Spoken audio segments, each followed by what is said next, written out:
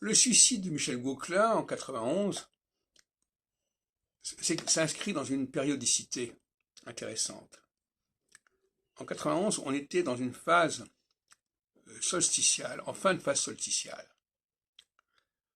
Et par conséquent, cette phase solsticiale tendait à nier les effets de la phase équinoxiale qui avait précédé.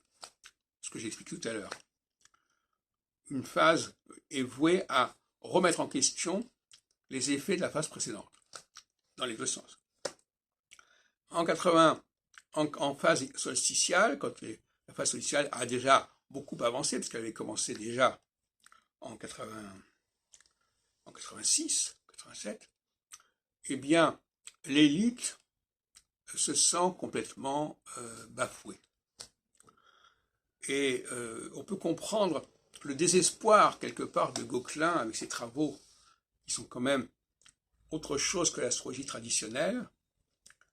Et il aurait dû, s'il avait connu la théorie cyclique, il aurait pu ne pas aller jusque-là, dans ses conséquences.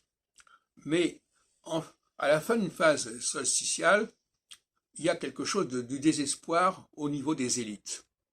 Et à la fin d'une phase équinoxiale, il y a un problème de désespérance au niveau du peuple.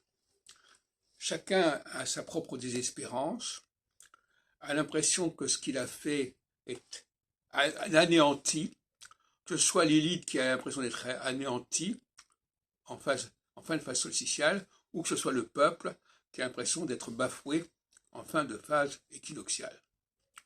Actuellement, nous sommes entrés dans une phase équinoxiale qui va corriger les effets aberrants de la phase solsticiale, où on a vu des choses comme les gilets jaunes, par exemple, ou comme le traitement de la Covid qui n'a pas respecté les élites, qui n'a pas respecté ceux qui quand même ont un statut supérieur, en mettant tout le monde de ces nivellements par le bas.